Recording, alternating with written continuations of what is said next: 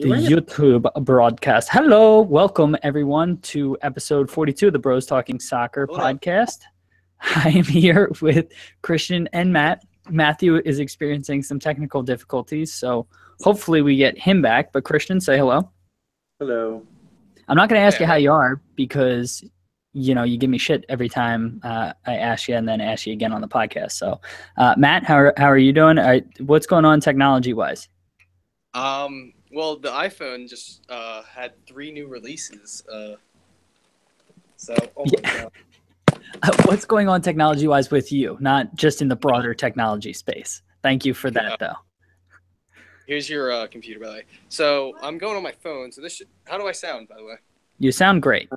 Christian records on his iPad, which is similar. I'm doing great, guys. Thanks for asking. To the iPhone. I have on my PSG scarf, guys. Thanks for asking. After their romp of Celtic earlier today, this is a fun fact, everyone. This is one of my least favorite scarves because it's only one-sided, and it's also PSG. And it's also PSG, which I don't really care one way or another. Just like one color. Yeah, well, no, there's just like the other side is just like the back of the front. You know, most scarves are double-sided and they have like a design on the other side. Yeah, Man City's scarf is the same thing on both sides too, which I wasn't very fond of. Yeah, but at least there's another side. This is literally just the back, like everything's spelled backwards and all that. All right, anyways, I think we are ready to go. Christian's got his Liverpool scarf, and I think we're ready to rock and roll. You guys ready? Yeah. I can't wait. Okay. Do we have? Oh fuck. Okay. Do we have our fan futsal information up? No, my phone died. So. Okay. Okay. So we are. I know I won though. Oh man. I know okay. Man City had a solid 5-0 performance at striker. Yeah, we will. We'll mention that. Will we? But we weren't playing with EPL. Anyways, all right. Sorry, everyone who's watching on YouTube. We swear to God, we're getting into this in 1 second. I'm just pulling up the required information that we need to go over fan futsal. Okay. So bear with us one more sec here, and then we should be good to go. I think I have it up, actually. I think I took a screenshot of it already. I think I was prepared this week. Oh, Jesus. Did we do Serie A this weekend? Yeah. Oh, my goodness. What the hell happened? Oh, never mind. Oh, no. Oh. Damn it. Yeah, I did come in third. All right. Yeah, you did. Yeah, you did. I was thinking of the 8-team tournament. The EPL one? That we did. Yeah. Oh yeah, that one. That one is. We're still testing that. We still have to figure that one out. We'll circle back on that. All right, but anyways, I think we're good. You guys ready? Yeah. Okay, Christian, I'll take that shake of the head as a yes, and let's jump right into it. What's going on, everyone? Welcome to episode 42 of the Bros Talking Soccer podcast. We're already 42 episodes in. My name is Dave Knittel. I am here, as always, with my brothers Christian and Matt to discuss stories from around the soccer world. Christian, how you doing today? I can't believe that. 10 weeks away from a full year of this? That's crazy. I know. Time flies. I'm doing great, though. I was up at Penn State watching them beat up on Pitt this week, which was very, very nice to witness. But we didn't look great, but... You know what? A win's a win, and I'll take it against them. All right. Good stuff. Matt, how are you doing today? Doing very well, Dave. I'm just getting over being able to that. And I was also up at Penn State this weekend. I did not go to the game, but you know, I had a good time this weekend. You were there? Yeah. I live here every once in a while. Oh, I didn't see you. That's so weird. I go home for the summers, but yeah. Oh, okay. Yeah, I heard you had a nice encounter with another family member, though. So. Oh yeah, I did hear that. Let's hear that story. That was fun. Oh, you talking about Aunt Karen? Yeah. So I was at the bar drinking. It's getting pretty. It was probably around 11 o'clock, Eastern time here. And, Eastern Standard. Eastern Standard, and. I had a decent bit to drink, and it's like out of the corner of my eye, I see like my aunt walk by me, or our aunt walk by me just in the middle of the bar, and it's like the second to least like it's the bar you would like probably least expect her to be, or second least expect her to be at.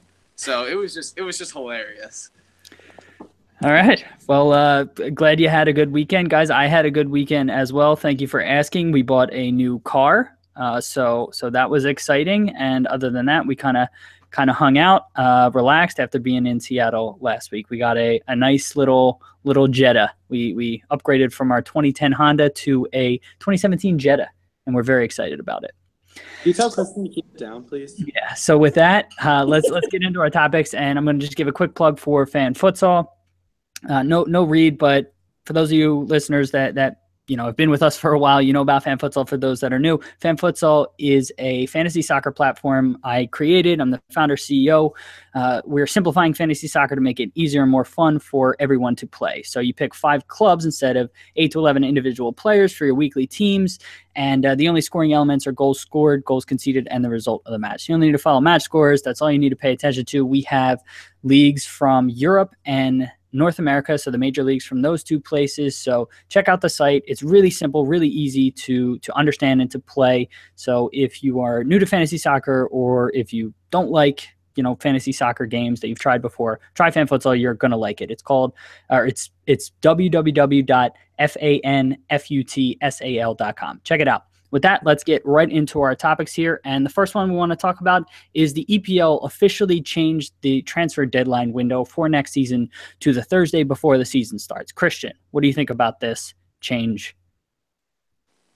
I absolutely love this change. I really can't be any happier about it. I think that every single team should follow this trend, and really, I think you mean league. What? Every single league should follow this trend. And the teams in the league should also follow. I think. I don't know. Probably. Maybe the league. I think the team should probably be involved. Yeah, probably.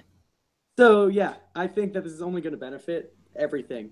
These players who are sitting out and sulking halfway, like 3 or 4 games into the season because they're not getting their way, that's going to be completely cut out. Yeah, they might still be upset game 1 that they didn't get their transfer, but things are going to blow over once the season starts. And this stuff about sitting out of the Champions League qualifiers and all that stuff is really going to blow over because they can't get their move in the summer anymore. Well, they just have to get it before the season starts. Well, I understand that, but they're not going to get it after games have already been started.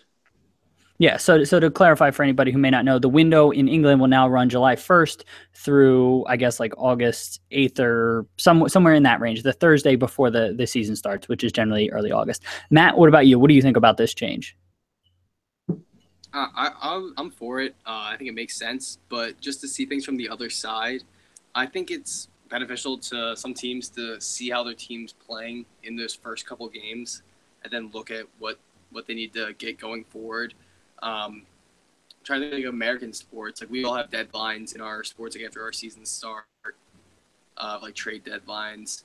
But I guess you can pick up free agents after. But yeah, I guess ignore that. But no, I think that's actually a good point. It's good. You can change your team during the season, so I think that's also soccer's a little different, in because they don't really try, like a Coutinho. I'm not saying they don't try, or like Sanchez sitting out, they'll like fake an injury, so that hurts the club. But for the coach's point of view, he'll be able to see what he needs in those first couple of games. Yeah, that's a really good point. The other side of the coin is right now it's just England that's closing the window early. So theoretically, all the other big leagues are open through the rest of August, and English players can still be sold out of the league. England just can't sign players, and so could put them at a tremendous disadvantage in the window. And these issues that I think they're trying to address with players sitting out, theoretically, they're still not addressed, because the players can still move later in the window. Christian, any concern for you about that? They could still have this attitude, but if you're not going to be able to sign anybody to replace them, they have to understand they're not going anywhere, and that is up to the club. If they don't have a release clause, which some of the players don't who wanted to move, specifically one that I'm thinking of, Felipe Coutinho. But these players who really want to move to other clubs, maybe other leagues, at some of these superpower clubs that have become huge and are really the only contenders for the Champions League at times, you understand why they want to be there, but they really have to not take these drastic measures, in my opinion, that they're taking right now. And this might wipe it out because they're going to know if I'm not gone before the season starts and my team is not going to be able to replace me. And, well, it's too late now. Yeah, well, that's the case for the big players, but what about, I'm sorry, big clubs, but what about big players on clubs that maybe aren't big? And I'm trying to think of a specific example, but say the Dembele situation, occurred with, maybe he wasn't playing for Borussia Dortmund, maybe he was playing for Hoffenheim or a club that maybe isn't seen quite as top tier.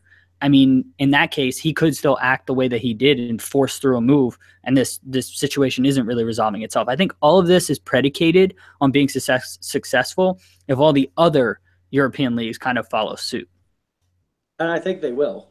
I think it's bound to happen. And it seems pretty well known that every manager that you ever hear from says the same thing.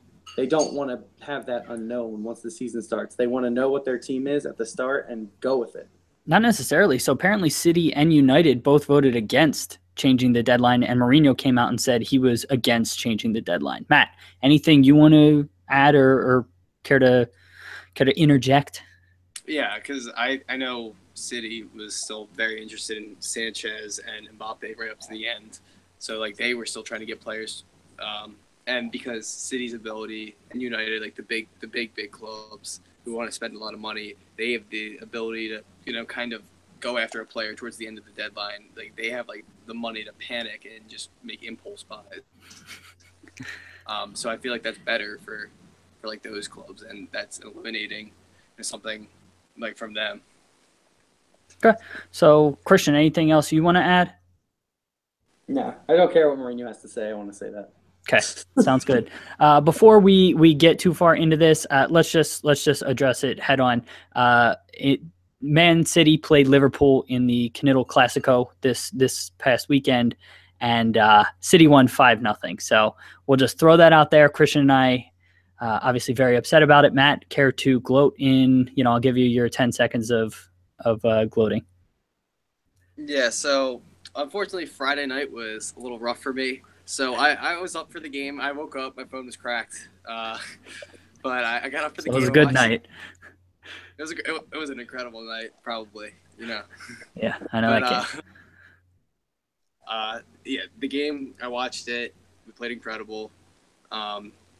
You did get a good kick in on our goalie, on Ederson's face. I'll give you that. But I was proud of the performance. Don't knock yourselves too much. You'll get back up. You'll get back out there. Okay. All right. So with that, Christian, you can come back in. We lost Christian there for a sec, but let's just move right along. We're just going to sweep that under the rug as if it never happened. And let's talk about Frank de Boer, who was manager of Crystal Palace. I say was manager of Crystal Palace because after 4 matches, he has already been fired. Matt, what does this say about Crystal Palace that 4 matches into the season, they're already letting their manager go? Yeah, it shows that they're kind of panicking. They've had, last year was kind of another disaster. It was a mini disaster. They didn't get relegated, so it's not a full-blown, disaster. But it's not looking great. I picked them to finish, I think, in the top half or very close to the top half in our predictions of this league. They have talent. I just don't get what's happening at the club. And we visited the stadium. Like, they have passionate fans. I just don't know what's going on. Yeah, Christian, what about you? What do you think about Crystal Palace firing their manager after 4 matches? It's ridiculous. I still can't believe they got rid of Pardew, who was a club legend for them. And, he wasn't even doing that poorly, in my opinion. Yeah, they were struggling, but he has a track record of being a very good manager, especially with the mid-level teams in England. But letting that aside, there is no reason after 4 games to fire your manager. I'm still annoyed that Swansea did it with Bradley last year. They don't give you enough time to build your squad and make them play the way that you want to play. Yeah, I understand that. What are they? They had 0 goals and 7 against through 4 games. Yeah, it wasn't a good start. Let's say that. But it's a brand new. He's never been in England before. He doesn't really know the style of play that well. And yeah, 4 games in, you're 10% into the season, whatever. but you have a long way to go, and you have the talent to bring it all around. They didn't give him enough time, in my opinion, and I just don't think it's fair. And he's also been dealing with injuries too. So Zaha, one of their best players, has been hurt, and I believe Townsend's hurt as well. Like Matt said, and you both said, there's tons of talent there. I read that they interviewed 30 managers over the course of the summer before they ended up deciding on De Boer. And I think, I don't know if he was first choice, but generally when you interview 30 people, that kind of indicates that you're not going to get your first choice. And so I think all signs point to just like a really bad breakdown in just the entire process. And it's unfair on De Boer. He's had now 2 consecutive just terrible stints. He was with Inter and was only with them for a couple months, and now this. His career legitimately may be ruined at this point. So yeah, I think he was only 10 games at Inter and now 4 at Crystal Palace. That's ridiculous. Yeah. Managers do need to be given a longer leash, but I mean, this is big business, and a lot of times they can't afford losses. It's a results-oriented business, and they know going in they're always going to be the scapegoat, and they always have to take the blame. And it's unfortunate, but in my opinion, it's not enough time. But they know what they're going into. Yeah, Matt, anything else you want to add? No. Okay, thanks, man. A few words. All right, let's circle back to Liverpool specifically, but more just a general discussion on tapping up. So for those of you that may not know, tapping up is when a club contacts a player who is registered or under contract with another club without contacting that club and getting their permission first. And so you see this happen oftentimes. It's kind of an unwritten rule that this happens in soccer where, through back channels and things like that, a club feels out if a player would be interested in joining them. And so the most recent one, Arsene Wenger came out and kind of accused Liverpool of tapping up Alex Oxlade-Chamberlain, even after their match that they played against Arsenal. And you hear all different other kinds of stories about tapping up. Christian, general thoughts on tapping up. Is this a big issue for you, or is it not really something to be concerned about? To me, it's really not that big of a deal. It seems that every single club is doing it. They're all trying to get a feel of who's going to be interested in signing for them. They want to know before they go into negotiations with a club for no reason. It seems like Chelsea should have done it for Oxlade-Chamberlain because he had no intentions of ever going there. Good point. It just seems to me that there's nothing really... I'm trying to think of how to phrase this. There's no real way that I feel like the FA are stepping in right now. It seems like this is just happening all over the place, and UEFA too, I would say. In the Spanish FA, Barcelona were doing it all over the place, it seemed like. Doing it with Dembele and Coutinho, trying to get them to force their moves. It's a big part of soccer culture, it seems. I don't like it, but it is kind of necessary, in my opinion, for them to figure out who is really suited for their systems. Fair enough. Matt, what are your thoughts on tapping up? Is it a big deal or is it not? I think it is a big deal, especially when the season started and the deal's not gone through. With the Oxlade-Chamberlain situation, when he plays the game before he goes to Liverpool, I think that's going to make an impact. But if it's during the summer, and because there's not really much of a free agency, well, there is a free agency, but it's not like American sports free agency. Whereas, like, you're not going to be a free agent. Like, is more likely to give you a contract in soccer because they know they don't want to let you leave for free, or they'll sell you. Whereas basketball or football or whatever, a lot of times, like, most of the transactions are free agents, is what I'm trying to say. Got it. But in this summer, I feel like the clubs, as I was trying to say that, I realized, like, why can't they just contact the club? I was gonna say they should be able to, and I just realized, like, why can't they just contact the club? Well, because if they contact the club and the club says no, like, that's kind of the end of the story. Also, that kind of hurts their leveraging, right? So if they contact the club knows that they're interested in the player. If the club doesn't want to let that player go, they're going to drive up the price. And, it may just be an end scenario right there. Well, dude, that was a very good point. Yeah, I just don't know now. All right.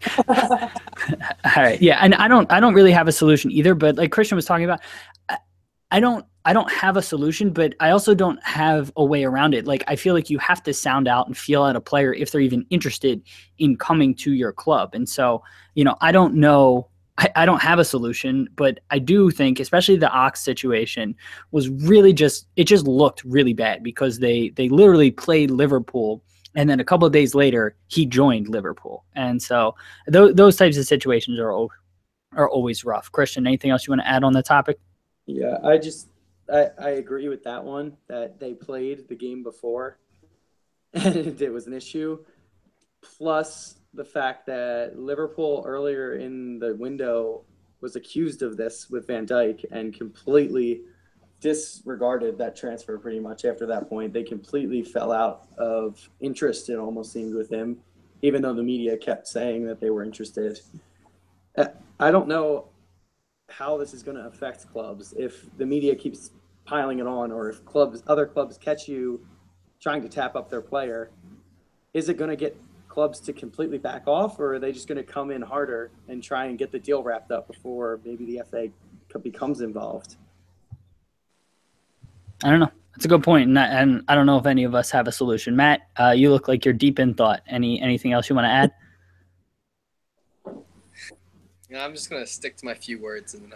Okay, sounds like a plan. All right, let's close with this first segment with one last England topic, but this relates to the English national team. And in their match, against Slovakia, that's where it is, Delle Alli, for some reason or another, he claims he was joking and giving it, but he flipped off. He gave the middle finger right in the middle of the game, in the direction of Kyle Walker, so his old teammate who left and joined Man City, but their teammates on the English national team.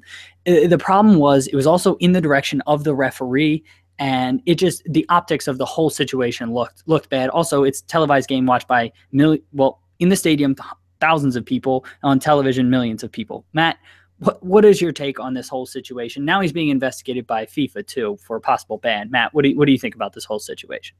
I think it's stupid. On whose part? The whole situation. You can clearly see and hear players slowly screaming like "F off" to the ref in almost every European League game. So it's just what's the difference giving the finger to the ref? Even if he wasn't even giving it to the ref, he was giving it to Kyle Walker, and Kyle Walker's tweet was hilarious. Their exchange, it was pretty funny. I don't know if you saw that. I did not. It's the video of Mr. Bean. Oh yeah, Mr. I heard about it. Flipping everybody off. He tagged Delle, but they it doesn't make sense. They were joking, but they could have been joking. But even if they weren't joking, sometimes the ref needs to go F off.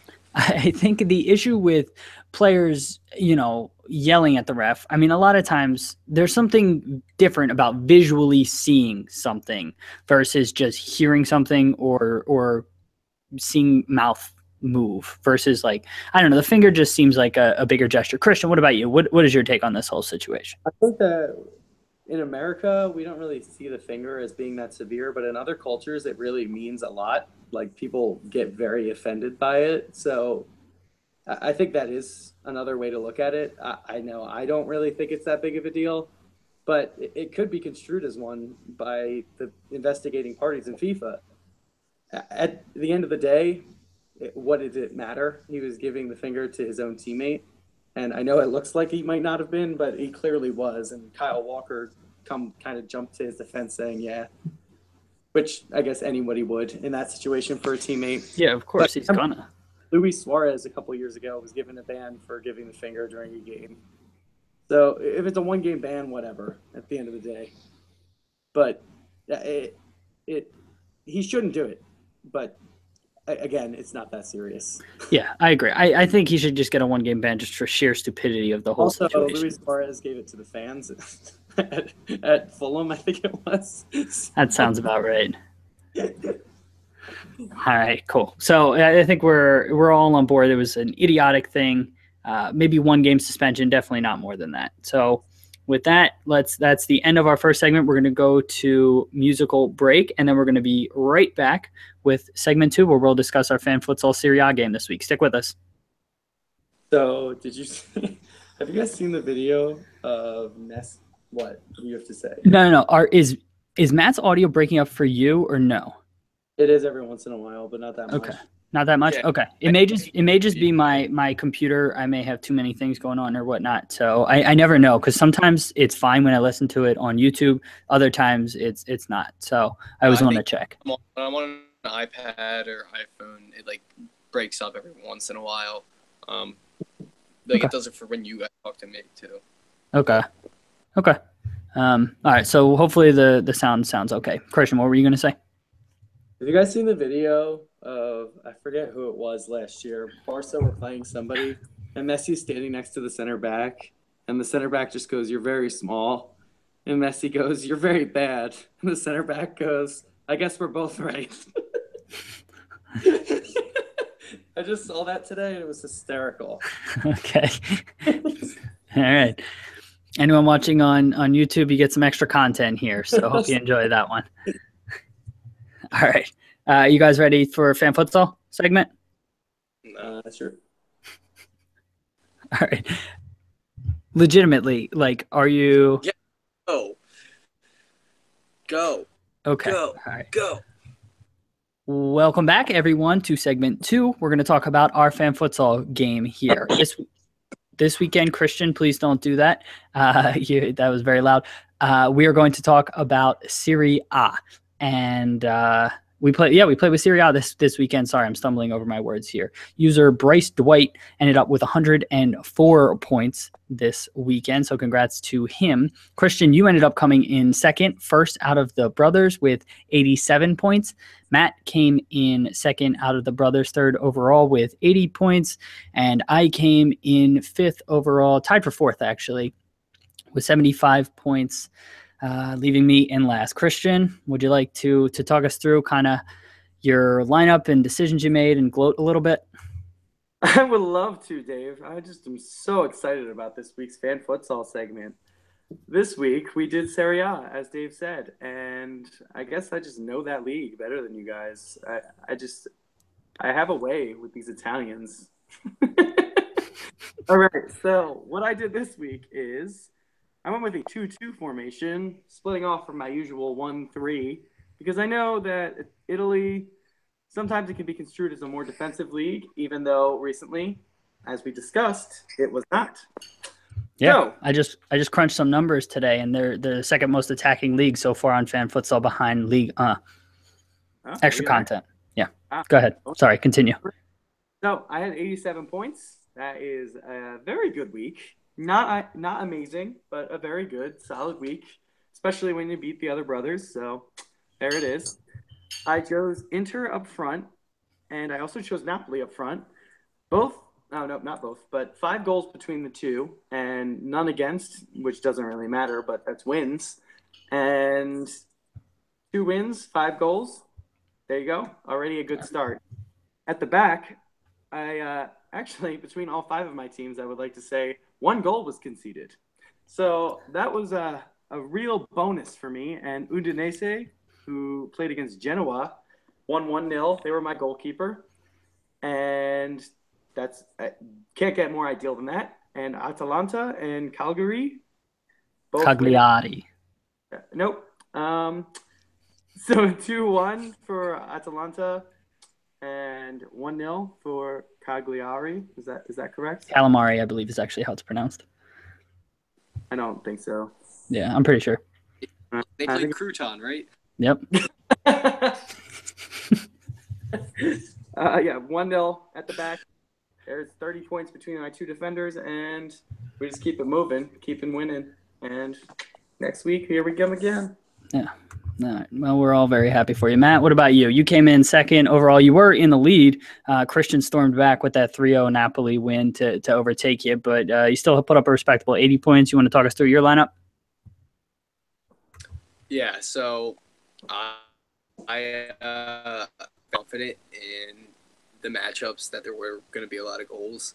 So the only team I was like confident, completely sure that they were gonna score and win was Inter. So I put them up top.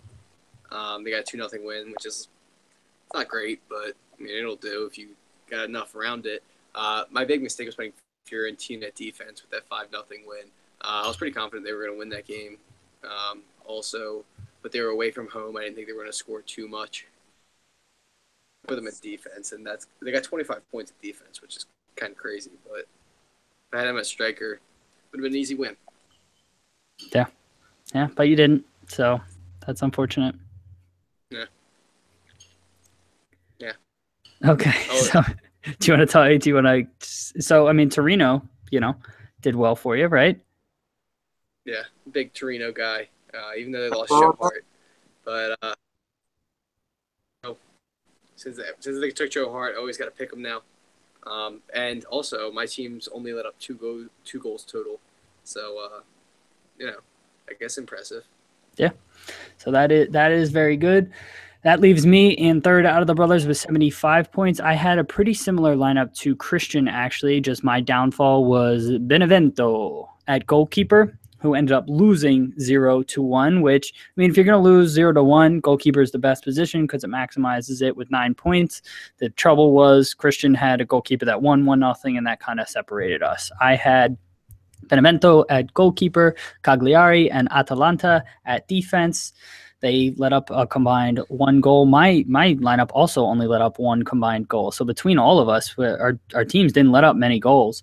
But Christian just eked it out. Up top, I had Napoli and Inter, which I think were the same as Christian, and Matt had Inter as well. So that left me with 75 points and at the bottom, unfortunately. So that's it for the Fan Futsal Bros Talking Soccer game this week. This upcoming weekend, we're going to be doing Ligue 1, the French league. So look for that on the site, fanfutsal.com. It'll be Bros Talking Soccer will be the game name. Join it, challenge us. My username is dknits11, Christian's is ckniddle12, and Matt's is mpk8110. Look for us, trash talk us. Good luck. With that, that's the end of our Fan Futsal segment, and we're going to go to one more musical break before we close with our final segment. Stick around. Don't forget that this week, we're Ligue 1. They're the highest scoring. Make sure to play a lot of strikers this week. Bonus content. Very true. Very true. Okay. I like that. That was good. All right. Anything to add? Anything you guys want to say? I saw this video of Messi in the center of the back. You saw what? I saw this video of Messi in the center back. It was really funny. Okay. When Matt was talking, Christian, was he breaking up a little bit or no? No. Okay, good. That means he wasn't. That's just so. It's probably my internet actually. That's the issue. Actually, it's not my internet. I think it's my computer. My computer's been slow all day today, so that's fine. You should close some tabs. Yeah, I closed most of the tabs. I just have 2 up.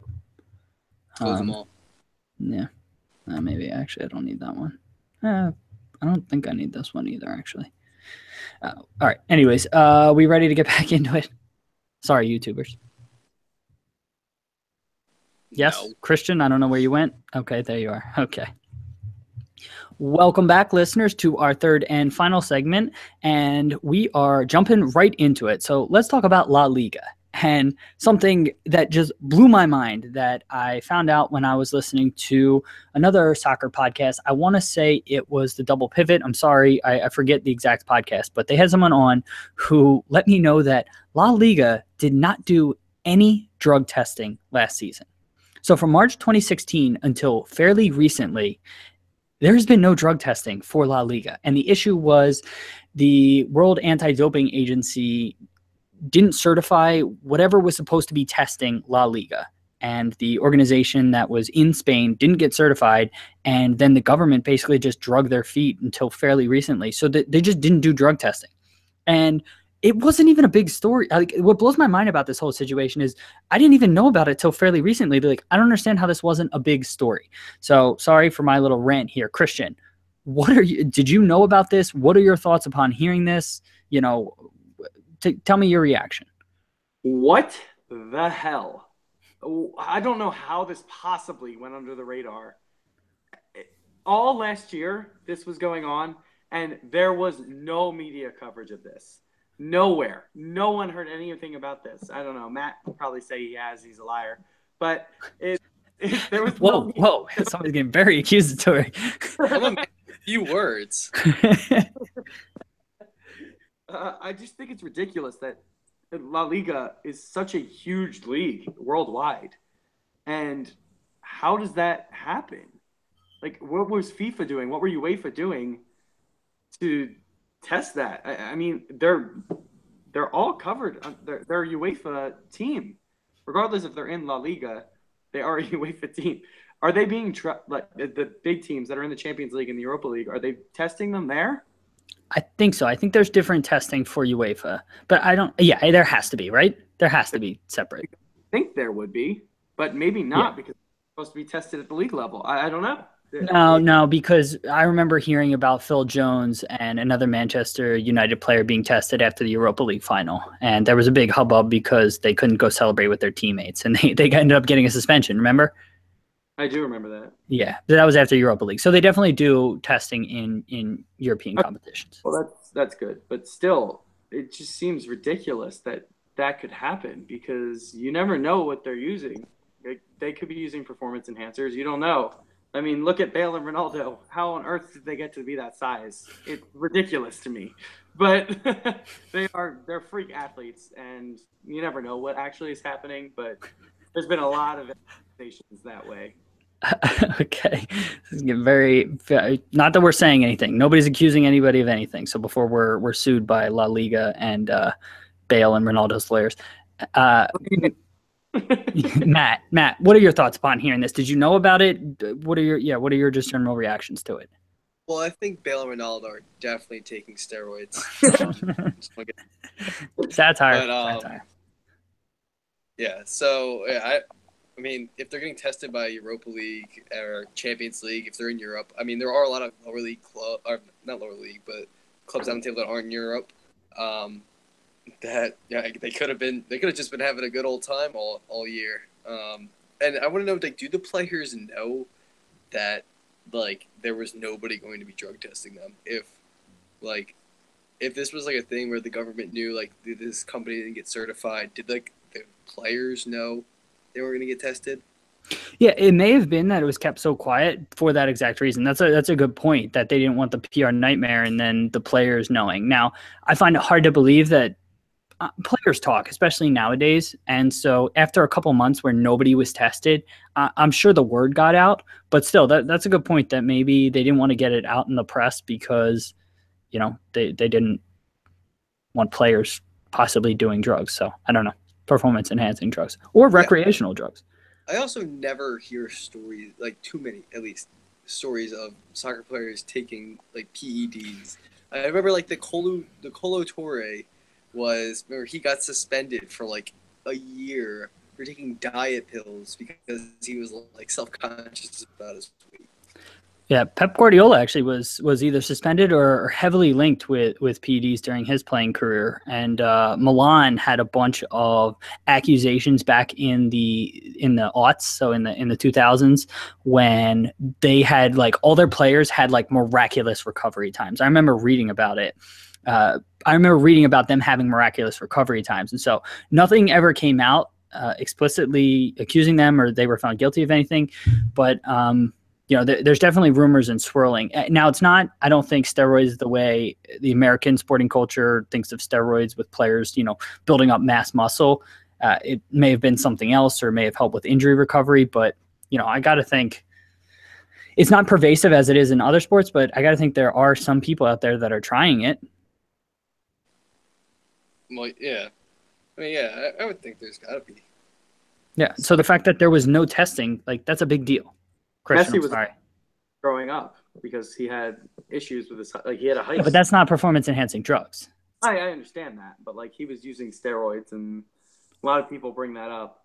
But legally, it was legally, and it was for medical purposes. Yeah, I'm saying, though, like, he had to use that. You never know, like, that could be deemed as a performance-enhancing drug, though, even if it's legal. Like if someone, I mean, like league. Like well, I'm like prescribed like Adderall, so technically that would come up on a drug test. And I guess like when I'm on Adderall, like it makes me lose weight. And I guess I am focused more, but I'm medically prescribed it. Yeah, no. That's a good point. I mean, not all performance enhancing drugs or banned drugs by sports organizations are illegal. There's, in fact, a lot of the banned drugs are in fact legal. It's just for sporting purposes, these organizations deem them an unfair advantage. So, I just think this is a whole ridiculous story, and I find it almost appalling that no media coverage gave it the time of day throughout the last year or so. Yeah, I wonder if the teams were doing drug testing on their own just in case something ever came up, just to make sure that their players weren't. I bet they were doing something like that. Hopefully, you hope to hear that. But let's stick within Oh, sorry, Christian. Did you have one last thought? Say more recently, Mamadou Sakho was accused, of taking the diet pills and was completely let go. Well, no criminal or I guess illegal activity. So not illegal, but banned. No, banned. Yeah. So that's a whole different issue, but I think it's ridiculous that that could come up on a drug test, and even the drug tests aren't going to be reliable all the time. Yeah, good point. That's a whole topic for a different day. So let's just leave that there and let's move on. But stick within La Liga, and their president has come out recently and talked about staging matches abroad as early as next season. Matt, what are your thoughts on La Liga playing real La Liga matches outside of Spain? I think it's a disadvantage for the team that's losing the home game. It's another home game you're not going to play in front of your fans. I don't know if they're distributing it equally, but it's another thing I didn't like about the NFL. I know they're worried about like branding, but like that one team when the NFL goes, they have a couple games in London every year now, so they're losing a home game with one of those teams. Well, the way that the NFL does it is both teams lose an away game, I believe, right? Isn't that how they do it? Okay, well, whatever way they do it, it's still now they play one less away game. You know what I mean? Yeah. In somebody else's stadium. So it's doing NFL purposes. There's only 16 games, so that makes like a huge difference with such a small sample. But soccer, I mean, with a 38 game season, I don't know how many games are going to be played abroad, but it's still interesting to see like the fairness of it. Yeah, I think so. Actually, it's going back to my previous point. There's no way it's both teams away game because the math doesn't work out there. But anyways, coming back to your point, I think it's only going to be a handful of clubs, and it's only going to be the most popular clubs, maybe bringing over like a second tier opponent. So I think Real Madrid and Barcelona are the ones being thrown around, and they would play a match outside of their, host country. Christian, what are your thoughts on this whole issue? I don't really think it's an issue. I think playing abroad, you're talking about playing abroad, correct? Yeah, or not an issue, but what are your thoughts on this idea? I don't really have a problem with it. I know we were talking about how this was a FIFA. It kind of breaks the laws of FIFA. Yeah, it's against the FIFA laws to play a domestic competition outside of the geographic borders of your host country. Yeah, but if they somehow are able to work that out with FIFA and it becomes legal, or I don't know, unbanned, it'll be interesting to see how it spreads from La Liga into other European leagues, because the soccer market is everywhere in the world, and that's where the star players are. That's where the biggest clubs are. And that's where the players you want to watch are. You want to have them come, and you want to be able to see them play. And for as frustrating as it could be, as a fan over there, maybe very confused as to why their team is leaving, it is a media and like a marketing ploy here for a lot of these teams to build a fan base elsewhere. But I don't think that's fair. Like, I don't think that's fair to the club supporters that come in, every single home match and that have supported the team since they were kids and that they have local ties to the community there. Like, I just don't think it's fair to take a home match away from that arena and take it somewhere else. There's plenty of opportunities to play friendlies. There's plenty of opportunities to go to international matches and things like that. And I just don't think that it's fair or right to take a domestic game outside of the country, especially if it's. I could understand if it's. I don't like that the NFL does it, and but I also think that the NFL is different than soccer. There are domestic leagues. Wherever Spain decides to take these matches, they're going into a territory that has a domestic league. Like that, it's going to happen. With the NFL, they're going somewhere that doesn't necessarily have football. And I lost my train of thought on the point that I was going to make. Matt, do you have anything else to add on this topic? Yeah, I'm just laughing. Just like when you watch the NFL games in London, it's just funny to look around and like nobody really like understands what's going on. And there's like they just wear random NFL jerseys. Yeah, that's my favorite part, where it's just like any NFL jersey, like they just wear. Yeah, I just love that.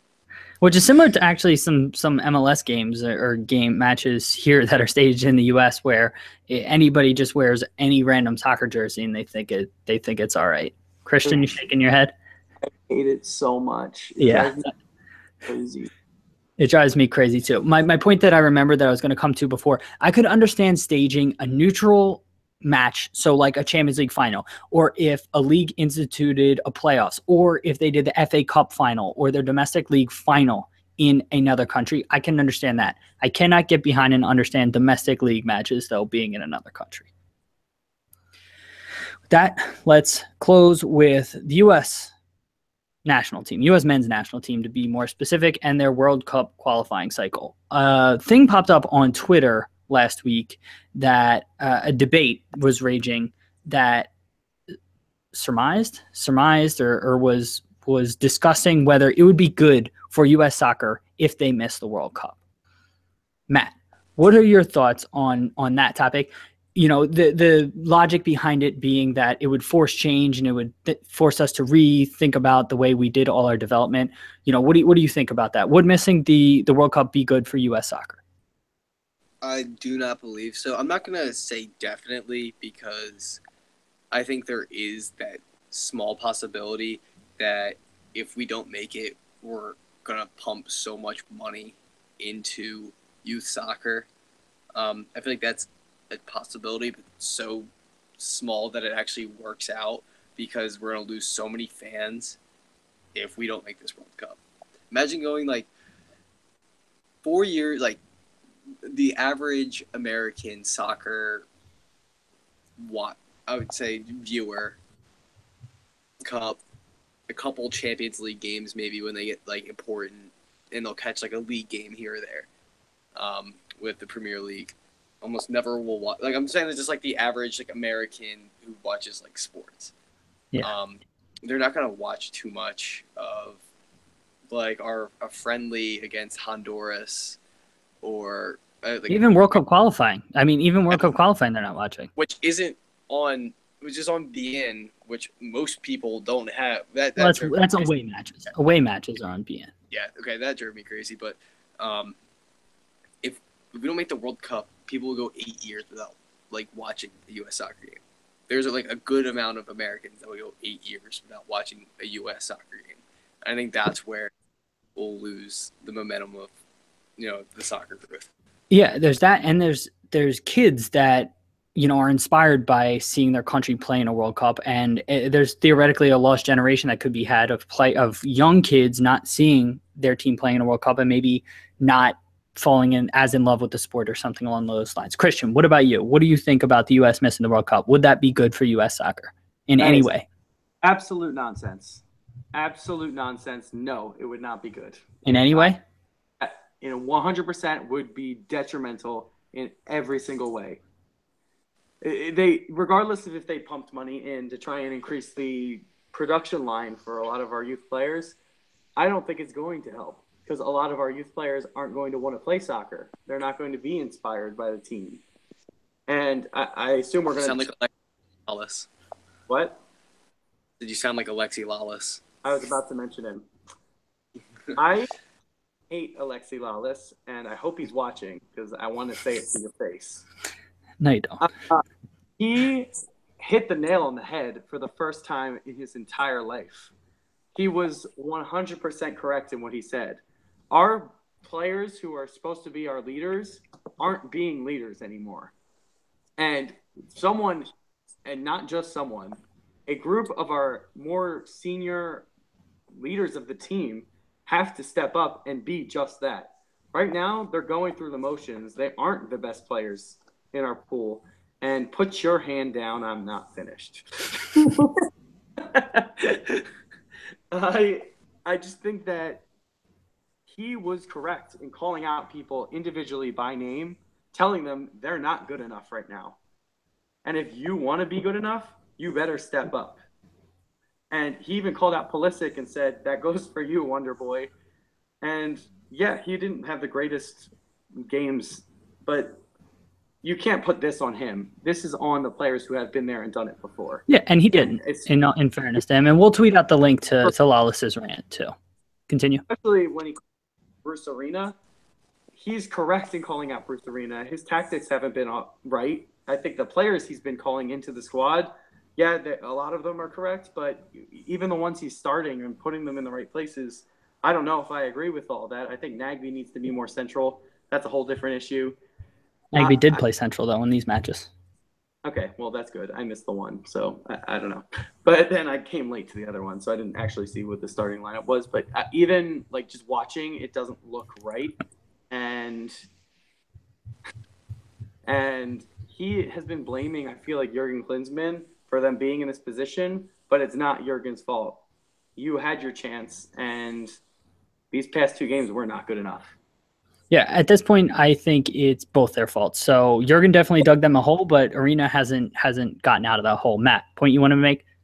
Yeah, so he attacked the players, and I would just like to point out that the American soccer used Jurgen Klinsmann as the biggest scapegoat and is now defending Bruce Arena and going after the players when it was probably the players all along. We don't have a good striker. I disagree. We have Bobby Wood. I think he's good. I think Josie's good, too. We didn't have Josie in Honduras. Okay, Josie is good. I feel like Josie would be better with somebody other than Clint Dempsey.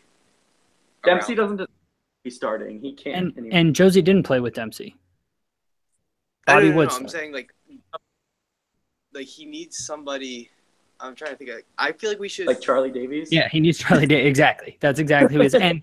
And Bobby Wood is kind of in that mold. He's just not as polished. Bobby Wood's still more of a bruiser, and Charlie Davies was more skilled and silky. Yeah, so I think it's just like the talent we don't have outside backs. We're playing Graham Zusi at outside back in important games.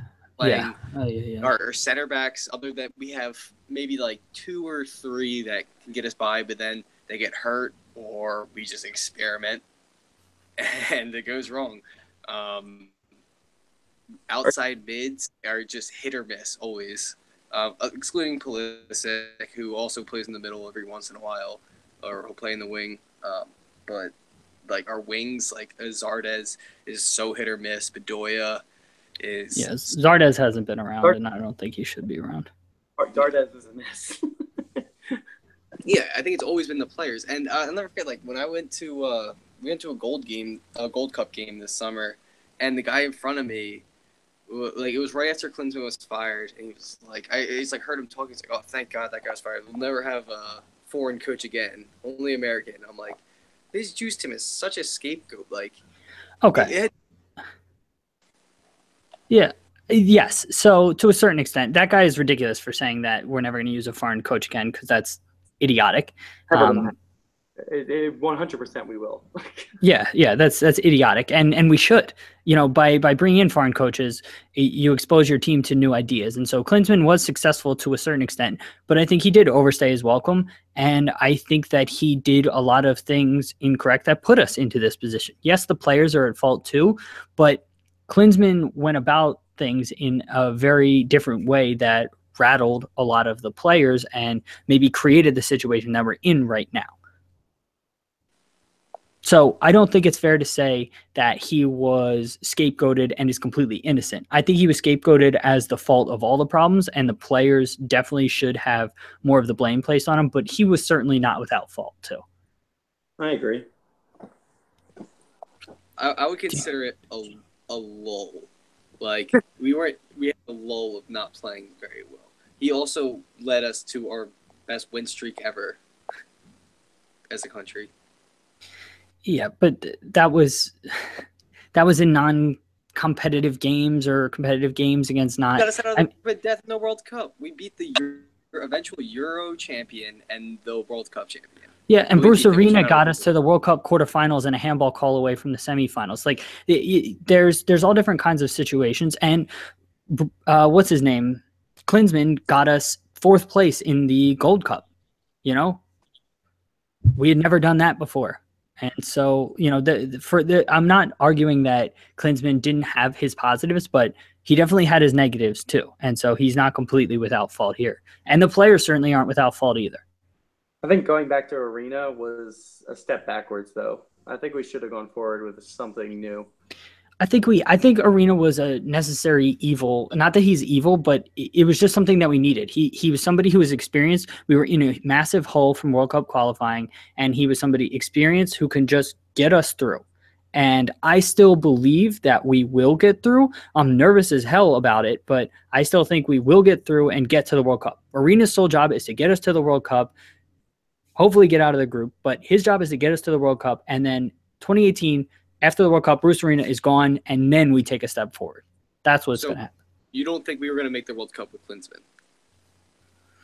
I think we're more likely to make the World Cup with Bruce Arena than we were under Klinsmann and the way things were headed. The team was quitting on Klinsmann. It was too much. Too much change, and they weren't playing for him. Okay.